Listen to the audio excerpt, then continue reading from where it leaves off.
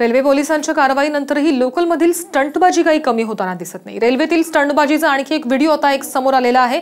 या व्हिडिओमध्ये एक तरुण धावत्या लोकलला लटकत असल्याचं दिसतंय आणि हा व्हिडिओ 20 ऑगस्टचा आहे। संध्याकाळी दिवा आणि डोंबिवली स्टेशन दरम्यानचा हा व्हिडिओ आहे आणि या व्हिडिओत स्टंट करणाऱ्या तरुणाचा चेहरा मात्र स्पष्ट दिसत नाहीये, त्यामुळे पोलीस या तरुणाचा आता शोध घेत आहेत। अनेकदा रेल्वे प्रशासन असेल त्यांच्याकडून आवाहन करण्यात येतं की अशा पद्धतीचे स्टंट करू नका, पण या आवाहनाला कोणीही जुमानत नाहीये असं समोर येतं आहे।